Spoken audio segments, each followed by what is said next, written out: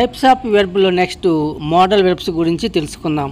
ఈ model verbs ఎందుకు ఉపయోగిస్తాము అంటే సెంటెన్స్లోని సబ్జెక్టు అంటే కర్త యొక్క ability, permission, request, capacity, suggestion, order, obligation, necessity, possibility, advice మొదలైన అంశాలను వ్యక్తం చేయడానికి మోడల్ వెర్బ్స్ని ఉపయోగిస్తాము.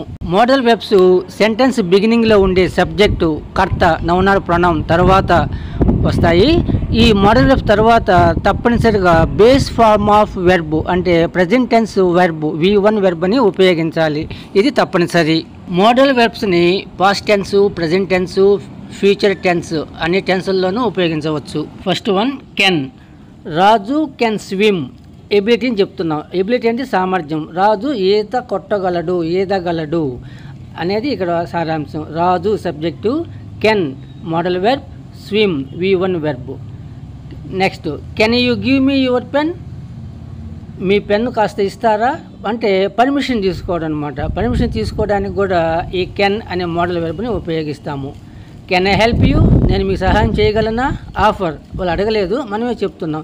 ఇట్లా ఎబిలిటీని చెప్పడానికి, పర్మిషన్ అడగడానికి, ఆఫర్ చేయడానికి కెన్ అనే మోడల్ వెర్బ్ని ఉపయోగిస్తాము. Next could.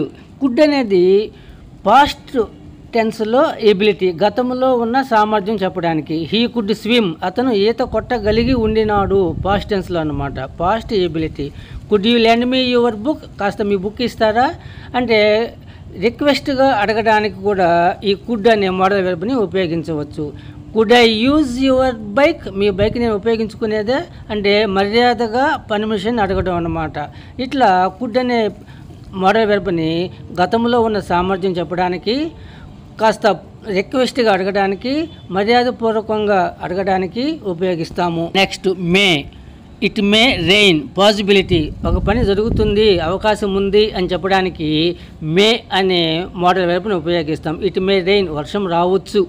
May she come, ఆమె రావచ్చా అంటే ఇక్కడ పర్మిషన్ తీసుకోవడం అనమాట. మే సెంటెన్స్ బిగినింగ్లో ఉంటే పర్మిషన్ని అడుగుతున్నట్లు. మైట్.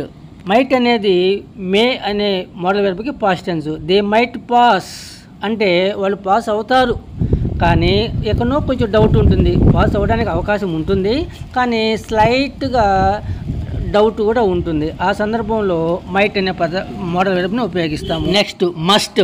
ఆబ్లిగేషన్, తప్పనిసరిగా ఒక పని జరగాలి అని చెప్పడానికి ఇది ఉపయోగిస్తాం. You must attend the class, నువ్వు క్లాస్ తప్పనిసరిగా అటెండ్ అవ్వాలి. This topic continued in next video.